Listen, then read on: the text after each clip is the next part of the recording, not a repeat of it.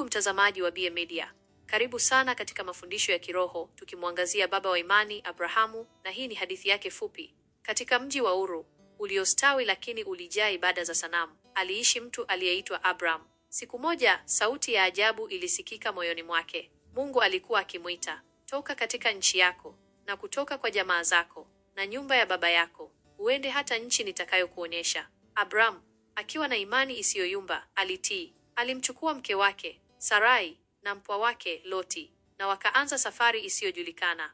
Walipofika Kanaani, Mungu alimtokea Abraham tena, akiahidi, uzao wako nitawapa nchi hii. Abraham alijenga madhabahu kwa Bwana, ishara ya shukrani na utii. Miaka ilipita na Abraham, ambaye sasa aliitwa Abraham, na Sarai, ambaye sasa aliitwa Sara, walikuwa wazee, lakini ahadi ya Mungu ya uzao mwingi ilionekana kuwa haiwezekani. Hata hivyo, Abrahamu alimwamini Bwana, naye akamhesabia jambo hilo kuwa haki. Siku moja, Mungu alimjaribu Abrahamu kwa kumwambia, umchukue mwana wako wa pekee, Isaka, umpendaye, ukaende zako mpaka nchi ya Moria, ukamtoe sadaka ya kuteketezwa huko, juu ya mlima mmojawapo nitakaokuambia. Abrahamu akiwa na moyo mzito, alitii. Alifunga punda wake, akachukua kuni za sadaka, na wakaanza safari ya siku 3. Isaka alipomuuliza baba yake, Baba, yuko wapi mwanakondoo kwa sadaka ya kuteketezwa? Abrahamu alijibu, Mungu atajipatia mwanakondoo kwa sadaka ya kuteketezwa, mwanangu.